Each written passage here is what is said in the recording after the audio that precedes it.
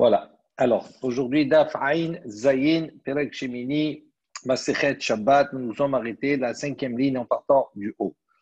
Amar Habbaye.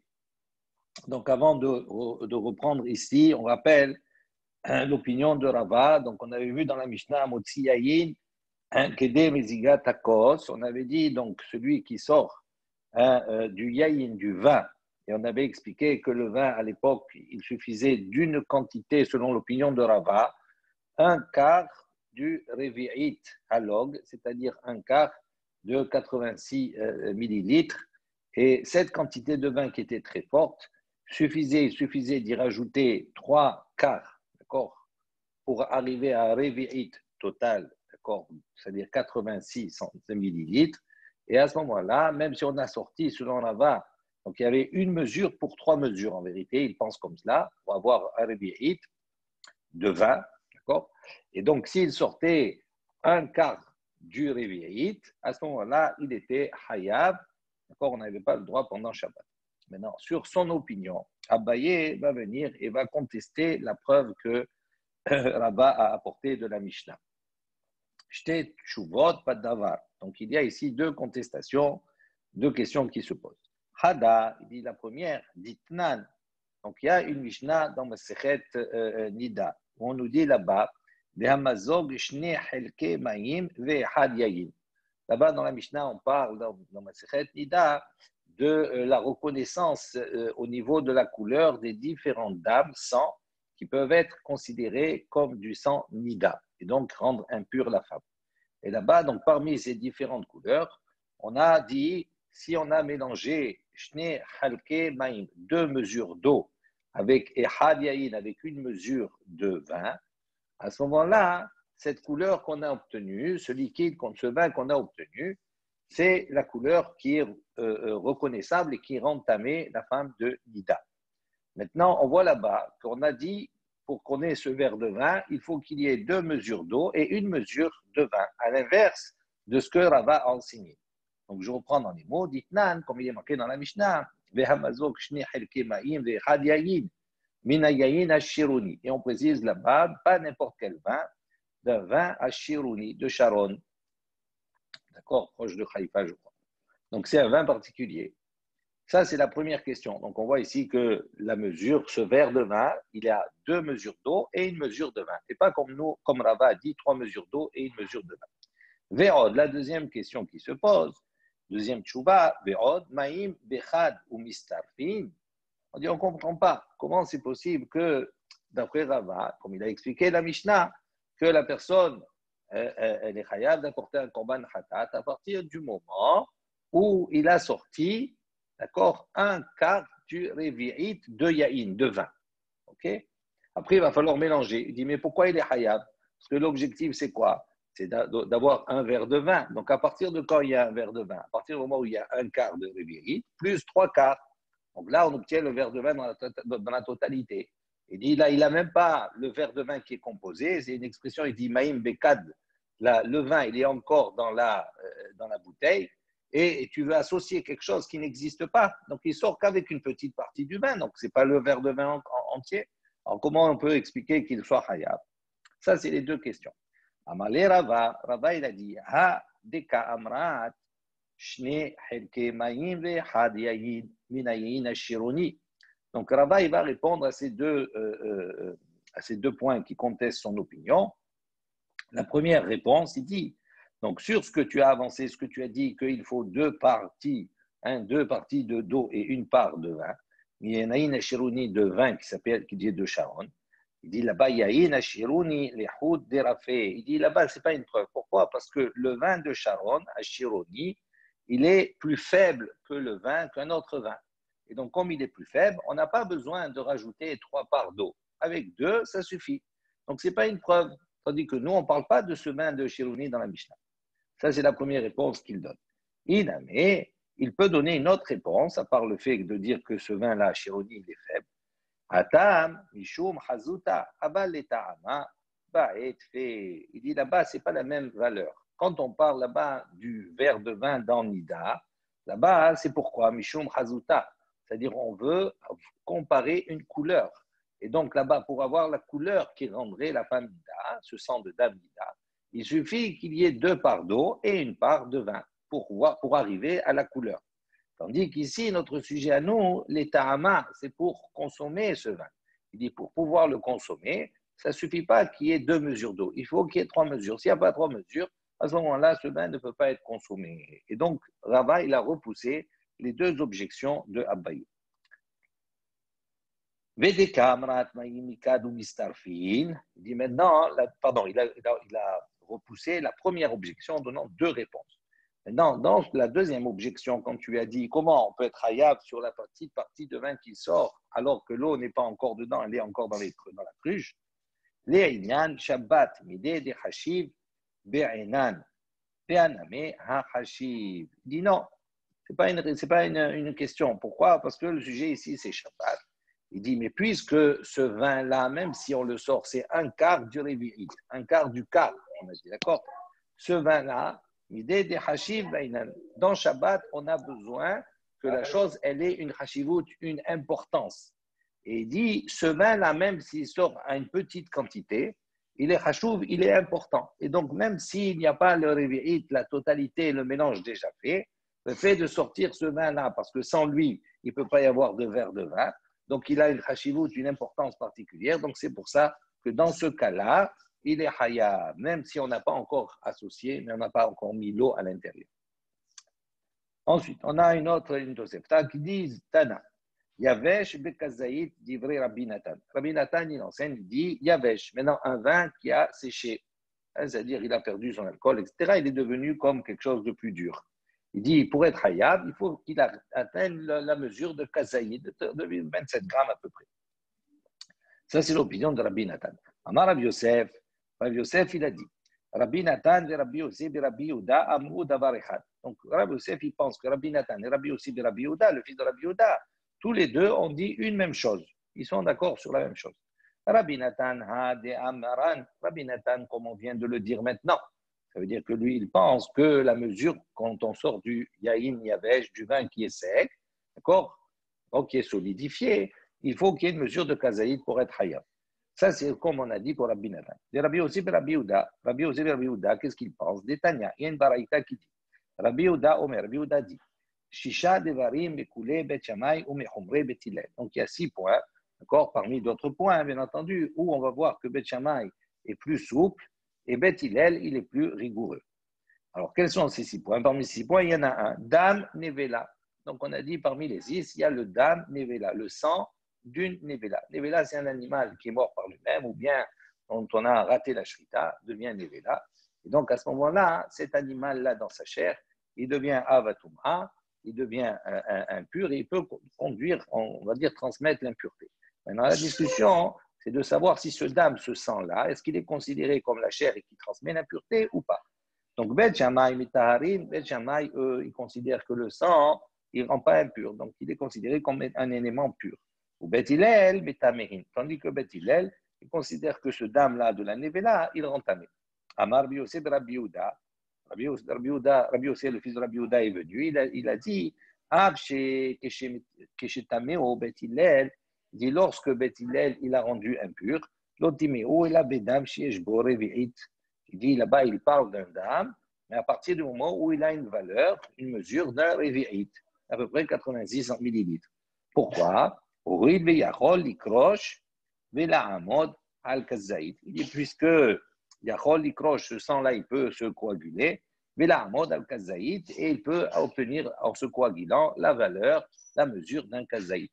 Donc on voit que, après cette intervention de Rabbi Yossi de Rabbi Yehuda, il pense que pour obtenir un kazaït, d'accord, 27 grammes, quand il est yavesh, quand il est sec ou qu'il est coagulé, il faut à la base qu'il y ait un revi'it, c'est-à-dire 86 millilitres de liquide. Donc là, on voit qu'il pense comme Rabbi Nathan. Si on a 86 millilitres, on a un revi'it de yaïn de vin, quand il va devenir yavesh, on va obtenir kazaït. Donc revi'it, des revi'it alov égale kazaït. Amar Baye, il va venir, il va repousser cela, il va dire non, peut-être qu'en vérité, il n'y a pas de corrélation entre les deux. Peut-être que les deux Rabbi Nathan et Rabbi Yosef et Rabbi Yehuda, ils pensent des choses différentes. Pourquoi? Dilma, peut-être, Lori, peut-être c'est pas comme cela. Adkan, Lukama, Rabbi Nathan, Acha, jusqu'à ici, donc Rabbi Nathan n'a pas dit là-bas, ici, pardon, des Ba'erevi'it et la Biyayin des Kalish.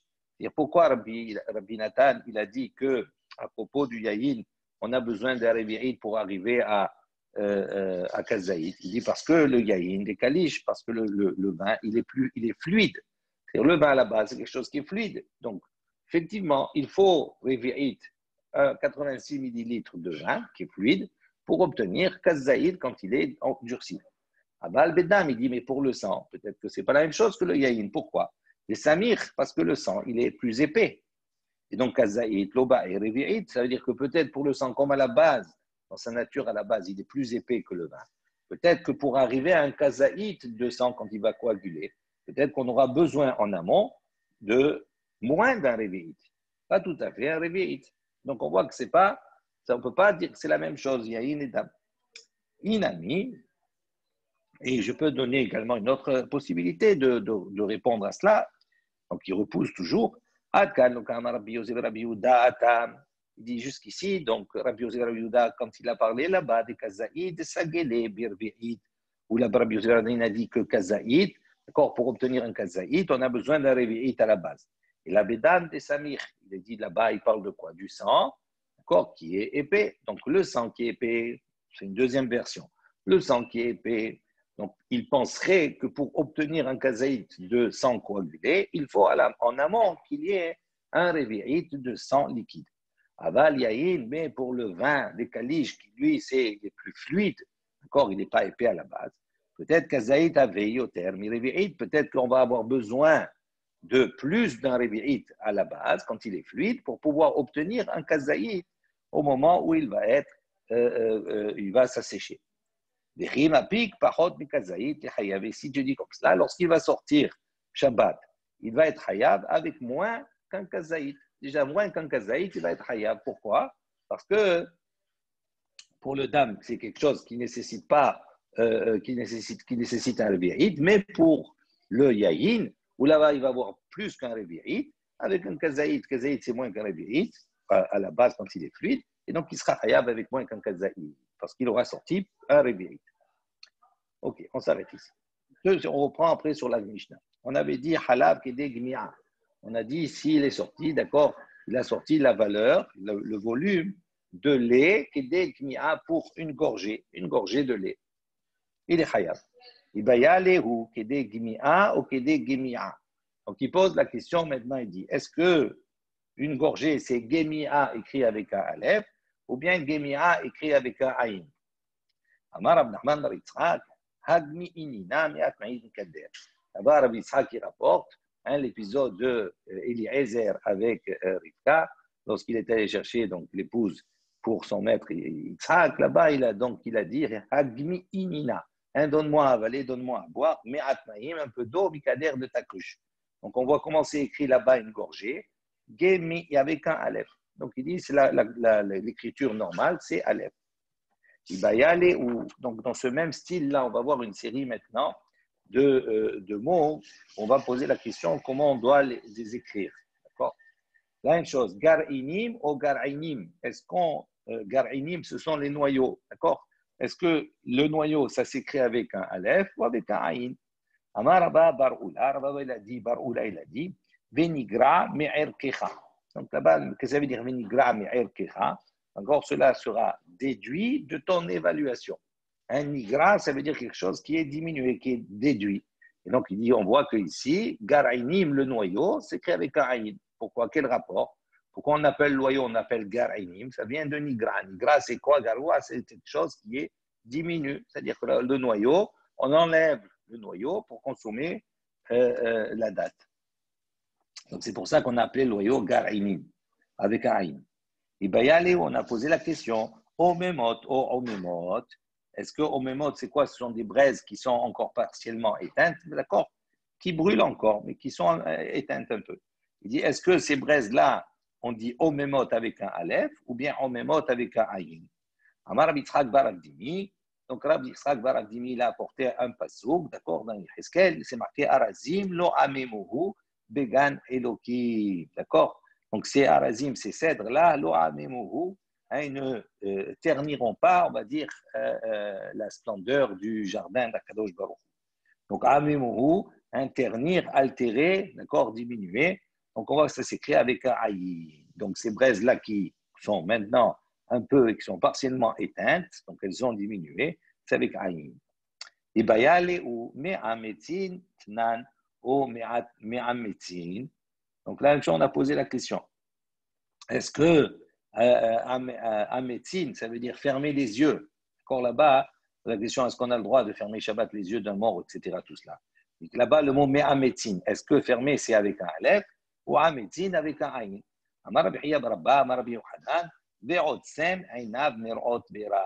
Donc on voit ici que dans le pasuk, otsem einav, fermer ses yeux de voir le mal. Donc ici, otsem, c'est avec un aïn. Donc, ametin, c'est avec un aïn et pas avec un aleph. Tanu Rabbanan, hamotzi halav shel behema. Donc les Chachamim ont enseigné, celui qui sort donc halav shel behema, du lait d'un animal. Kedé gmi'a, d'accord, il sort avec le volume d'une gmi'a, c'est-à-dire d'une gorgée. Donc il est hayab. Ou bien halav shel isha, ou bien qui sort avec du lait de femme. Ou bien veloven shel betza, ou bien le blanc de l'œuf. Kedé liten bim shifa. Chez le kilon, il sort donc pour mettre pour mélanger avec le kilor. On avait vu kilor, c'est une pâte, etc. Tout cela, et quand on mélangeait, pour obtenir un genre de collyre pour soigner les yeux. Guider la chaux bemaïm, d'accord, d'une manière à pouvoir mélanger avec de l'eau. Donc, Ba'e Ravashi. Ravashi, il a posé la question. Guider shifa ou guider achiza ve shifa. Il dit, est-ce qu'on est chayav uniquement par rapport au volume qui est des chiffres, c'est-à-dire pour obtenir le mélange et pour se passer sur les yeux, d'accord, obtenir le produit de base, ou bien on est chayav à partir du moment où on a sorti le volume qui est des achiza, c'est-à-dire la partie que l'on prend, beshiva est la partie que l'on met sur l'œil. Ça veut dire quoi? C'est quand on prend la crème par exemple et qu'on pose sur l'œil, d'accord, ce qui va être la refoua, c'est ce qu'on va mettre sur l'œil. Maintenant, comme c'est quelque chose qui est, on va dire, de la crème, il y a une partie qui va rester attachée au doigt.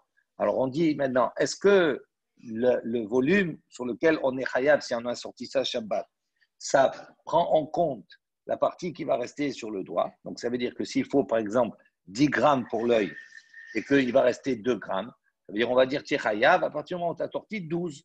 Ou bien on va dire non, tu es chayav uniquement par rapport à ce qui est nécessaire sur l'œil, c'est-à-dire les 10 grammes. Ça, c'est la question qui a été posée. Tekou, on est resté ici sans réponse. Ensuite, Dvash, Kedeliten alakatit. On avait dit le miel, d'accord, que l'on met, la quantité de miel que l'on met sur katit, sur la plaie, d'accord, de l'animal. Tana, Kedeliten alpi katit. Donc, on a enseigné, c'est la valeur pour mettre sur la plaie. Ba'e Rabbi Ravashi. Ravashi, il a posé la question. Al-Katit ha-puma de kula katit, ou dilma ha-mursha kama de katit. Donc, il a dit, est-ce que, quand on dit que l'on met sur la plaie, ha-puma de kula katit, est-ce que ça veut dire qu'on met sur toute la surface de la plaie?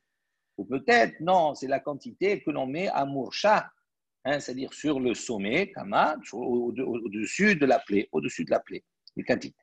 Les apouké, et ça viendrait exclure, oudrana, dela. Ça veut dire, ça viendrait exclure que si on met uniquement la quantité sur le sommet, ça veut dire qu'on ne met pas autour de la plaie. Il dit tekou. Donc, il est resté également sur cette question-là. Amar Rabbi Yehuda Amara kol ma shebara kadosh baruch hu be'olamo lo bara davar echad levatala. Donc Rabbi Yehuda a dit au nom de Rav, tout ce que Akadosh Baruch Hu, écoutez bien ce passage-là qui est très intéressant, tout ce que Akadosh Baruch Hu a créé dans ce monde, il n'a pas créé une chose pour rien. D'accord? Tout a une utilité. On ne sait pas toujours, mais tout a une utilité. Par exemple, il va donner quelques exemples. Bara Shavlul, donc il a créé, Shavlul c'est un escargot, une limace. Il a créé la limace, les katites, c'est pour une plaie. Il écrase la limace et la met sur la plaie. Donc on voit que ça a une utilité. Bara Zvouv, il a créé Zvouv, une mouche, un moucheron, les tira, c'est-à-dire pour la piqûre d'un frelon. Le frelon, il a piqué, il écrasait la mouche, il mettait dessus, c'était thérapeutique. Je n'ai pas expérimenté tout cela, hein, mais on dit comme ça. Yatouche, également, Yatouche, c'est les moustiques, etc. Les nahash, c'est pour la piqûre d'un nahash, d'un serpent. Les nahash et le serpent lui-même, on va voir comment on le fabriquait. La hafafite, c'est pour les furoncles, pour les boutons. Ils pétaient ça sur les furoncles. Les samamites, et maintenant on voit, il a créé également l'araignée, les akrav, pour la piqûre du scorpion. Il écrasait l'araignée et il posait ça sur la piqûre du scorpion. Et Riavidle, donc la grand-mère pose la question, comment on faisait donc avec le serpent là? Il a porté donc un serpent blanc, noir et un serpent blanc. Donc il les faisait bouillir là-bas. Et après, il faisait une pommade et il passait comme ça dessus sur la plaie, sur les boutons, on a dit sur les furoncles. Tanoura Banan, Chachem ont enseigné. Chamisha Emot Hen. Il existe 5 peurs. Il y a 5 catégories de peurs. Emat Halash Al Gibor. Donc il y a la peur du fort. Encore, il y a une catégorie où la peur du fort, le fort et la peur du faible. D'accord? Alors, il y a 5 situations comme cela, où le fort, il a peur du faible. Généralement, c'est l'inverse. C'est le faible qui a peur du fort. Là, c'est le cas inverse. Alors, dans quoi on parle? Emat mafgiya al-hari. Donc, il dit, c'est le hari, le lion, il a peur du mafgiya. Mafgiya, c'est Rashi, il ne traduit pas, il dit, c'est quoi? Chaya, c'est une petite, chayaktana, c'est une petite bête, d'accord? Vekola gadol, il dit, c'est une petite bête, mais elle a une voix qui est très forte, qui est très perçante. Veshomea, il dit, Rashi, veire shitee bria gdola ou boreach. Il dit, quand le lion, il entend cette voix perçante, cette voix très forte, il croit qu'il a affaire à un animal qui est beaucoup plus grand et beaucoup plus fort que lui, et à ce moment-là, il se sauve. Donc, on voit que c'est la petite bête qui fait peur à la grande bête. Emat yetouche al-hapil, la même chose. Le yetouche, le moustique, il fait peur à qui? Au pile, c'est-à-dire à l'éléphant. Pourquoi? Parce que quand il pénètre dans sa trompe, il n'arrive pas à l'enlever ni rien du tout, il le rend fou. Emat samamit al-akrav. La même chose, l'araignée, elle fait peur à Akrav, au scorpion, parce qu'elle rentre dans son oreille, il ne sort plus là-bas. Emat Sanounit al-Nesher. Également, Sanounit, c'est l'hirondelle. L'hirondelle aussi elle fait peur au Nesher, à l'aigle. Pourquoi? Parce qu'elle se met comme ça sous ses aigles et elle empêche à ce moment-là l'aigle de pouvoir déployer ses ailes. Emat Kilbit al-Liviatan. Donc, Kilbit, Rachid explique, il dit, c'est Sheretz Katan, c'est un petit reptile. Il rentre dans l'oreille, encore il rentre par l'oreille dans le dag gadol, un grand poisson. Léviathan, c'est un grand poisson, une grande baleine, etc. Donc ça, c'est les cinq grands qui ont peur des petits. Amar Yehuda, Amarab, Maïkra, Rabbi Yehuda, il a dit de quel verset on voit ça? Effectivement, Amavlig, Shod, Al-Az. On voit ici que le faible, donc il triomphe du puissant. Donc on voit que le faible, il a plus de force que le puissant dans certaines situations. Rabbi Zira Hashkar, les Rabbi Yehuda, donc on raconte que Rabbi Zira, il a trouvé Rabbi Yehuda, il était donc à la porte d'entrée de son beau-père. Il avait un esprit joyeux à ce moment-là. Et à ce moment-là, il s'est dit, si je vais lui demander toutes les questions comme ça sur le monde, hein, à ce moment-là, il va me répondre. Et donc, il lui a posé un certain nombre de questions.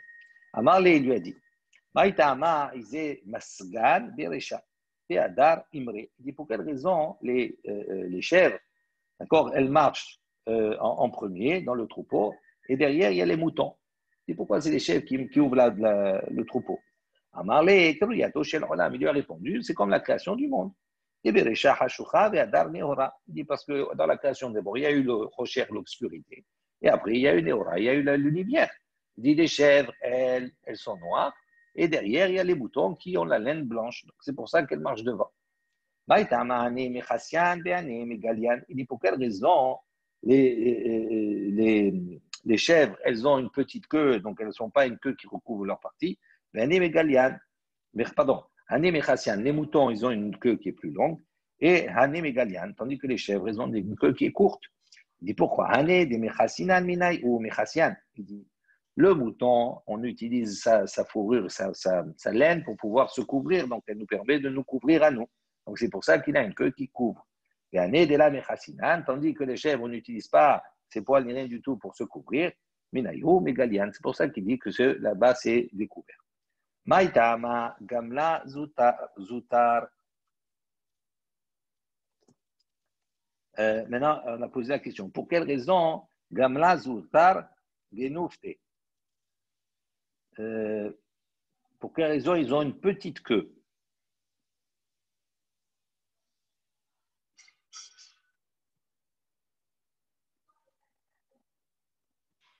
Ouais. Pour quelle raison le gamla, le gamal, c'est-à-dire le chameau, d'accord, Zoutar, Genoufte, il a une queue qui est petite. Il dit Mishum de Achal Kissi. Pourquoi? Parce que le chameau, il mange là-bas parmi les ronces. Et donc, comme c'est l'endroit où il va se nourrir et tout cela, donc s'il avait une longue queue, à ce moment-là, elle se serait prise dans les ronces, etc., tout cela, et ça fait mal et c'est pas pratique. Maïdama, Torah, il dit maintenant, pour quelle raison Torah, c'est-à-dire le taureau, le bœuf, etc., Aricha Genouf, et pour quelle raison sa queue, elle est longue? Il dit Mishum de Dayer, Agme, parce qu'il vit dans des endroits marécageux, c'est-à-dire des endroits où c'est humide, où Baël et Karkouche et Baké. Et il a besoin, avec sa queue, de faire partir, d'accord, les moucherons, etc. Bon, c'est comme ça, on voit la vache, effectivement, comme elle a beaucoup de mouches, etc. autour d'elle, elle utilise sa queue pour les faire partir. Donc, c'est par rapport à l'endroit où ils vivent également. Il a tout prévu. Il dit pour quelle raison les antennes comme ça de la sauterelle, ils sont tendres. Il dit Mishum, les daïra bihilfe, parce qu'ils vivent là-bas dans entre les sols. Et si, parce que si, comme ils vivent entre les sols, etc., ils évoluent dans cela, ces sauterelles. Si les antennes, elles étaient dures, Nadia, à ce moment-là, elle serait brisée, ou mit'avera, et à ce moment-là, elle deviendrait aveugle. Parce que là-bas, mistama, les yeux de ces sauterelles se trouvent sur leurs antennes, pas comme nous. Damar Shmuel, comme il a dit Shmuel, Haïman de Baé, de l'Isme, les Kamsa, il dit tout celui qui veut rendre aveugle une sauterelle, les shloufines ou les carnés. Il lui enlève ses cornes, il lui enlève ses antennes. Maïtama, Haï, Timra, Litarnigolta, Middale, Le'ila. Donc, il pose une question, il dit maintenant, pourquoi les paupières des coqs, des poules, vous avez jamais remarqué, la paupière des poules, midlé le'ela.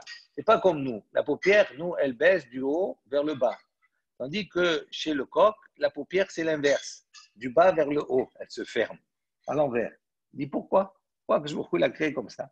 Il dit des daré, addafé. Il dit pourquoi? Parce que les poules, elles vivent en hauteur, comme ça, elles montent des fois sur des planches. Si maintenant il y a de la fumée qui va venir comme cela, donc la fumée elle va venir vers le bas, et donc comme ça vient vers le bas, s'ils ferment la paupière uniquement vers le haut, ça peut pénétrer à l'intérieur de l'œuf, mit'avera, à ce moment-là, ça peut la rendre aveugle. Donc c'est une manière de se protéger par rapport à ce qui arrive du bas. Ok? Maintenant, on va voir un certain nombre de noms qu'on utilise, et on va donner un sens pourquoi on les appelle comme cela. Par exemple, Dasha. Dasha, c'est quoi? C'est une porte. Et pourquoi on l'appelle Dasha? Une porte l'appelle Dasha.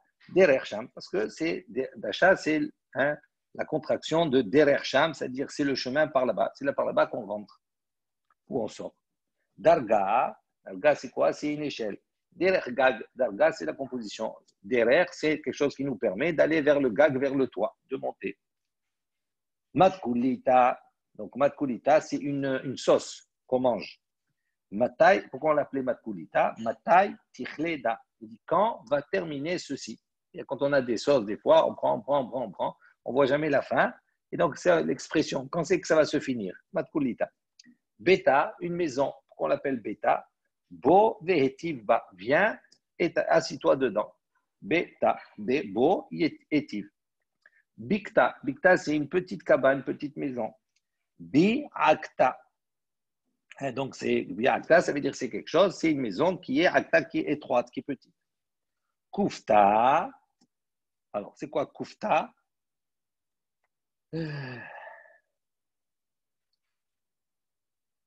Alors, kufta, on a dit c'est une genre de barrière, d'accord, qui est fait avec des palmes, des roseaux, etc. Il dit pourquoi on l'appelle kufta? Kof, vétif. Non, pardon. Kufta, c'est un genre de mortier. C'est-à-dire, c'est quelque chose qu'on utilise pour piler, etc. Tout cela. On l'appelle kufta aussi, kof, vétif. Parce qu'on dit comme ça, kof, retourne là, vétif et assis-toi.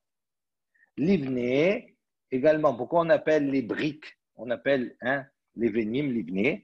Livne, bne, parce qu'avec les briques, on construit, et c'est quelque chose qui dure dans le temps pour les enfants et les petits-enfants. C'est-à-dire dans le temps. C'est pour ça qu'on appelle livne. Houtsa.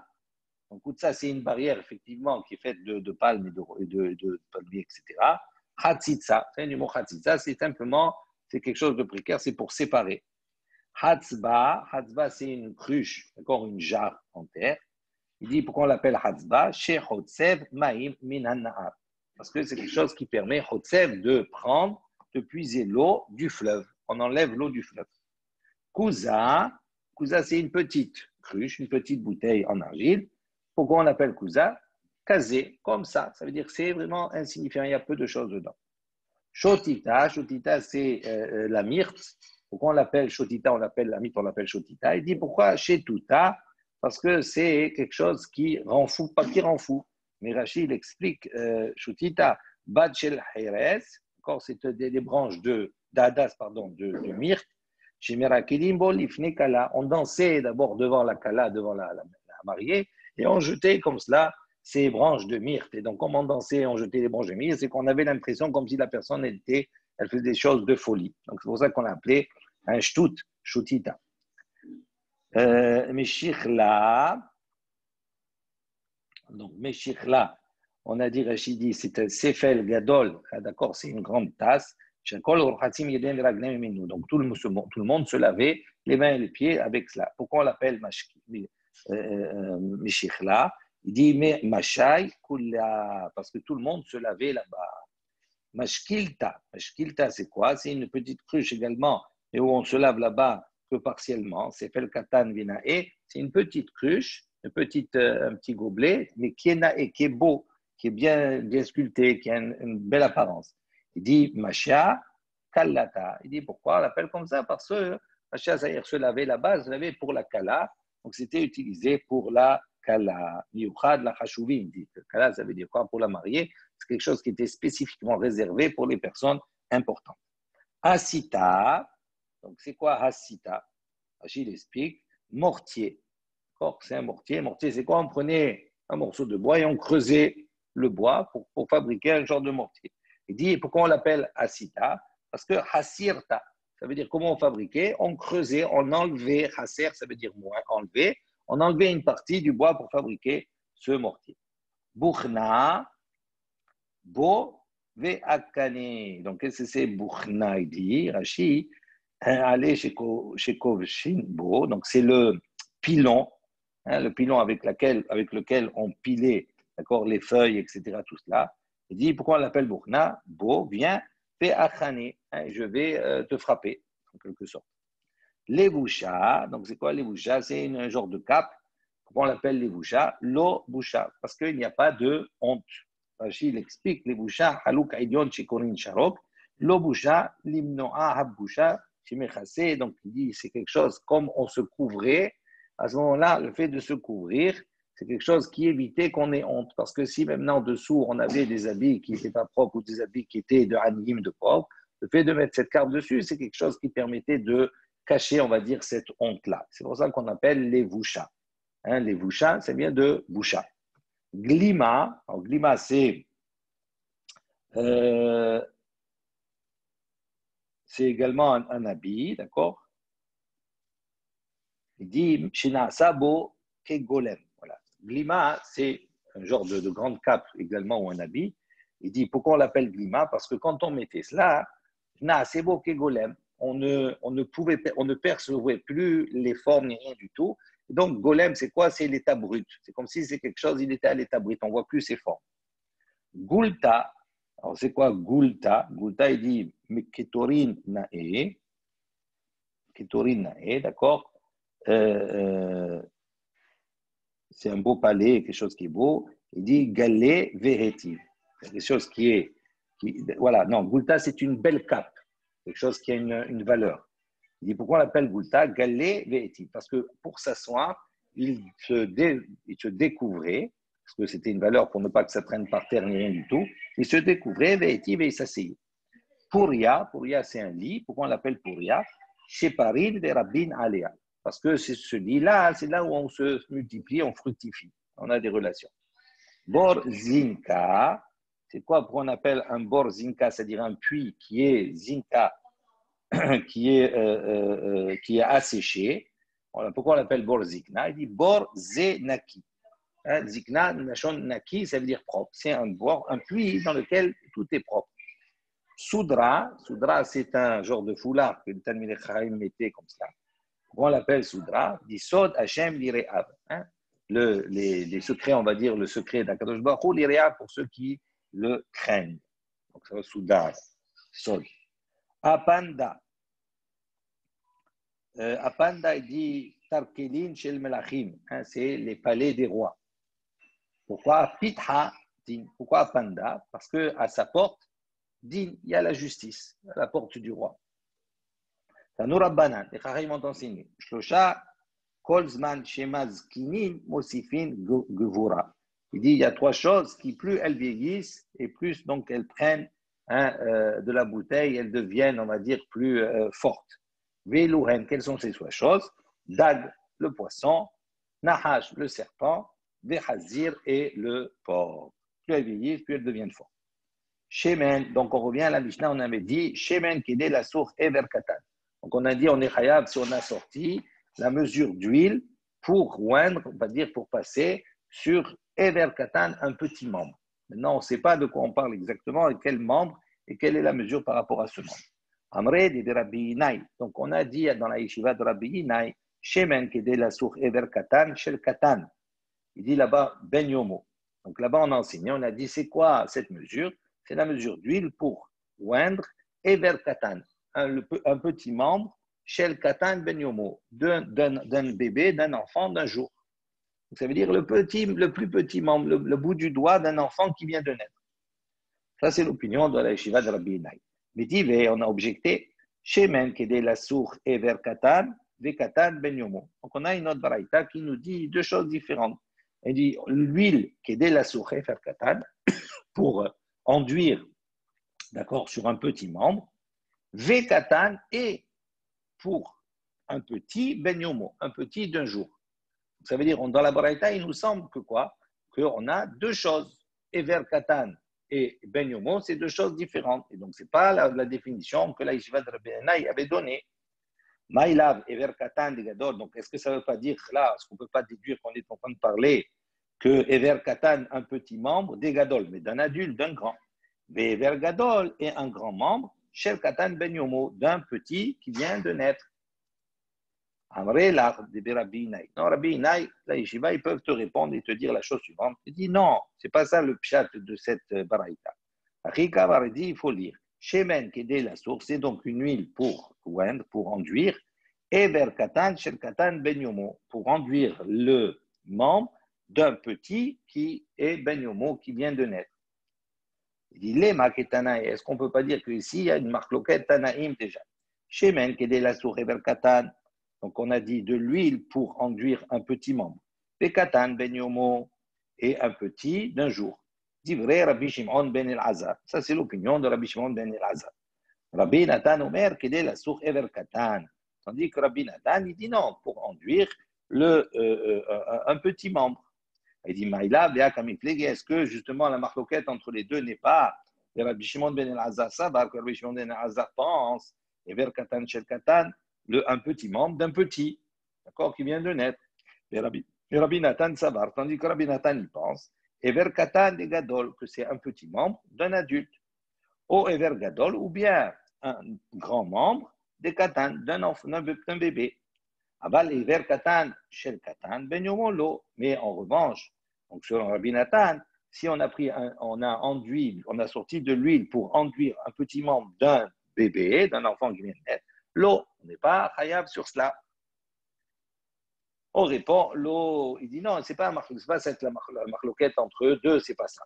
Découle alma, ever katan, les katan, ben yomolo. Il dit tout le monde est d'accord pour dire que de l'huile qui enduit pour enduire un petit membre d'un enfant, l'eau, hein, d'accord? Il dit non, c'est pas ça. Mais l'état de Rabbi Yannai, et ça contredit, c'est pas en accord avec l'opinion de Rabbi Yannai. Il dit, il dit maintenant, ici, quelle est la marloquette, quelle est la discussion? Rabbi Shimon ben el-Hazar, ça va, Rabbi Shimon ben el-Hazar pense. Ever katan de gadol, donc un petit membre d'un adulte, Ever gadol est un grand membre de katan ben yomo, d'un enfant qui est jeune, donc qui vient de naître. Qui a d'adénino, eux, ils pensent que c'est la même mesure. C'est-à-dire, la quantité d'huile pour enduire un petit membre d'un adulte, d'accord? Le petit doigt, c'est la même mesure que pour enduire un grand membre d'un enfant. Il dit c'est la même chose. Et Rabbi Nathan, ça va, tandis que Rabbi Nathan, lui, pense, et vers Katan de Gadol, que le membre, un petit membre d'un adulte, oui, c'est bon, à ce moment-là, oui, c'est interdit. Aval Gadol de Katan Menyomo, tandis que un grand membre d'un petit qui vient de naître, l'eau, non, ça c'est pas bon. Dimaï avait Allah. Maintenant, on dit, quelle est la conclusion de toute cette discussion-là? Comment va l'alaha? Tashma, viens, écoute. Netanya, comme on a enseigné, la Baraïta, Rabbi Shimon ben el-Hazar, Rabbi Shimon ben el-Hazar dit, Shemen, donc qu'est-ce qui est interdit? La quantité d'huile qui est la source pour enduire, Ever katan shel katan ben yomo, pour conduire un petit membre d'un enfant qui est du jour qui vient de naître. Il dit comme ça, donc la conclusion ici, c'est qu'on n'a pas le droit de sortir la quantité d'huile pour enduire le plus petit membre d'un enfant qui vient de naître. Voilà, on va s'arrêter là pour aujourd'hui. On fera le DAF suivant dimanche. Voilà, sur ce, je vous souhaite à tous un Shalom. Shabbat Shalom. Shabbat Shalom.